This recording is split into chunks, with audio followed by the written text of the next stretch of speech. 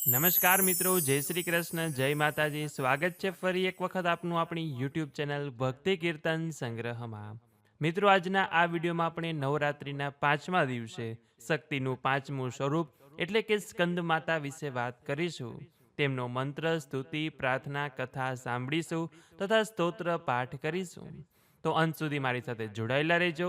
Video પસંદ આવે તો કોમેન્ટ સેક્શનમાં એક વખત જય સ્કંદ માતા અથવા તો આપના કુળદેવીનું નામ લખજો. તો મિત્રો, નવરાત્રિનો પાંચમો દિવસ, પાંચમું નોરતું એટલે કે માતા સ્કંદ માતાની આરાધના કરવાનો દિવસ. સ્કંદ એ કાર્તિકેયનું બીજું નામ છે અને સ્કંદ માતા એટલે કે કાર્તિકેયની માતા. દેવી ભાગવત અનુસાર દેવીના નવ સ્વરૂપ સ્ત્રી જીવનના અલગ અલગ તબક્કાને દર્શાવે છે. એવી માન્યતા છે કે આ સ્વરૂપ ધારણ કરી માં ભક્તો રૂપી પોતાના સંતાનોની રક્ષા કરે છે. એવી પણ માન્યતા છે કે જ્યારે દેવરાજ ઇન્દ્રએ ભગવાન કાર્તિકેયને હેરાન કર્યા હતા ત્યારે માતાજીએ સિંહ પર સવારી કરી કાર્તિકેય સ્વામીની રક્ષા કરી અને તેમને પોતાના ખોળામાં લીધા હતા કે જેને કારણે દેવરાજ ઇન્દ્ર ડરી ગયા અને માતાજીને તેઓ પ્રાર્થના કરવા લાગ્યા. એવું પણ માનવામાં આવે છે કે માતા સ્કંદ માતાની ઉપાસના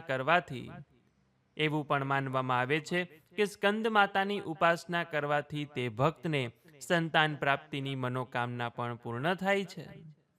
જો આપણે સ્કંદ માતાના સ્વરૂપ વિશે વાત કરીએ તો તેઓ સિંહ પર સવારી કરે છે. તેના બે ભુજાઓમાં માતાજીએ કમળ ધારણ કરેલું છે. એક હાથ સ્વામી કાર્તિકેયનું રક્ષણ કરે છે અને એક હાથથી માતાજી આશીર્વાદ આપી રહ્યા છે. ધાર્મિક માન્યતા અનુસાર સ્કંદ માતા દેવીનો પ્રિય પ્રસાદ કેળું છે. એટલે નવરાત્રિના પાંચમા દિવસે જ્યારે આપણે માતાજીનું પૂજન કરીએ છીએ ત્યારે કેળાનો પ્રસાદ ધરાવવો જોઈએ. જો સ્કંદ માતાનો ફોટો મૂર્તિ ન હોય તો આપણા કુળદેવીનું પણ પૂજન કરી શકીએ કે પછી માતા પાર્વતીનું પૂજન પણ કરી શકાય છે. તો હવે આપણે દેવી સ્કંદ માતાના મંત્ર, પ્રાર્થના, સ્તુતિ, સ્તોત્ર પાઠ કરીએ.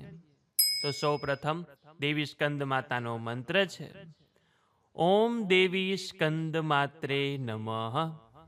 ત્યાર પછી સ્કંદ માતાની પ્રાર્થના છે સિંહાસન ગતા નિત્યમ પદ્માચિત કરદ્વયા શુભદાસ્તુ સદા દેવી સ્કંદ માતા યશસ્વિની. એ પછી સ્કંદ માતાની સ્તુતિ છે યા દેવી સર્વભૂતેષુ સ્કંદ માતા રૂપેણ સંસ્થિતા નમસ્તસ્યૈ નમસ્તસ્યૈ નમસ્તસ્યૈ નમો નમઃ.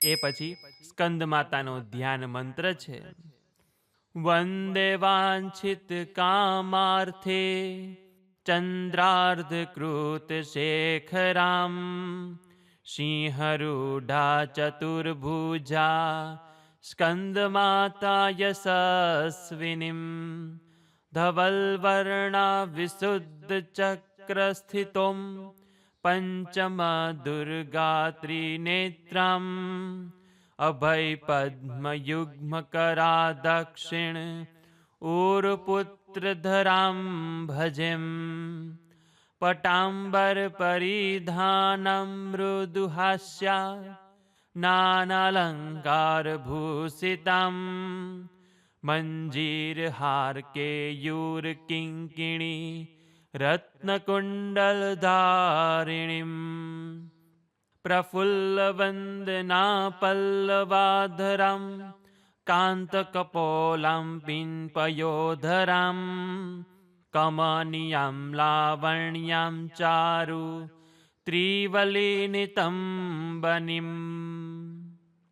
એ પછી સ્કંદ માતાનો સ્તોત્ર પાઠ છે નમામિ સ્કંદ માતા સ્કંદધારિણીમ સમગ્ર તત્વસાગરમ પાર પાર ગહરામ શિવા પ્રભા સમુજ્જવલામ સ્ફુચ્છ સાગશેખરામ લલાટરત્ન ભાસ્કરામ જગત પ્રદીપ્ત भास्करं महेन्द्रकश्यपार्चितं सनत्कुमारसंस्तुतं सुरासुरेन्द्रवन्दिता यथार्थनिर्मलाद्भुतम् अतर्क्यरोचिरुवीजां विकारदोषवर्जितं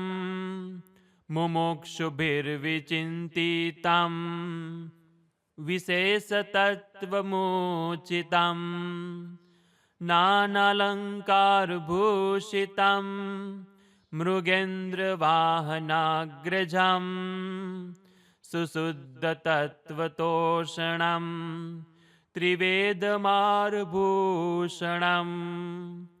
सुधार्मिकोपकारिणी सुरेन्द्रवेरिधातिनीं शुभं पुष्पमालिनीं सुवर्णकल्पशाखिनीं तमोन्धकारयामिनीं शिवस्वभावकामिनीं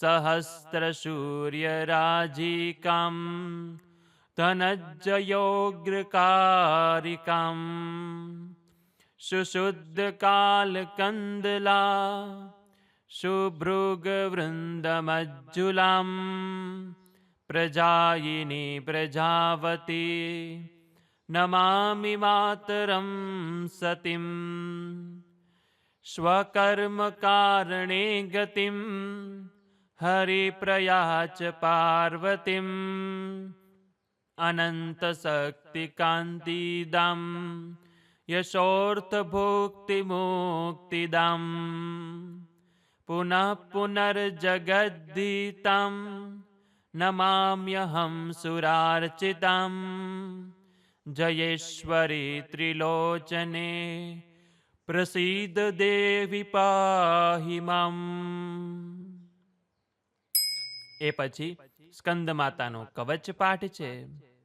એમ બીજાલિંકા દેવી પદયુગ્મ ધરા પરા હૃદયં પાતુ સા દેવી કાર્તિકેયયુતા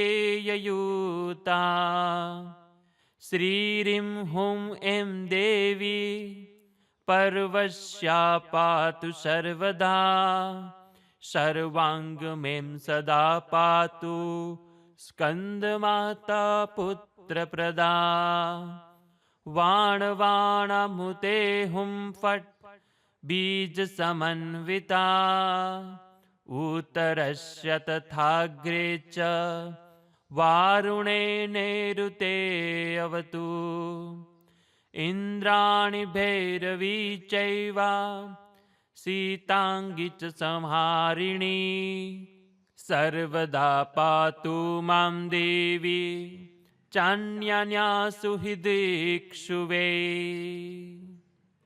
તો આ રીતે સ્કંદ માતાનો મંત્ર સ્તુતિ પ્રાર્થના સ્તોત્ર પાઠ છે કે જે આપણે સાંભળ્યું.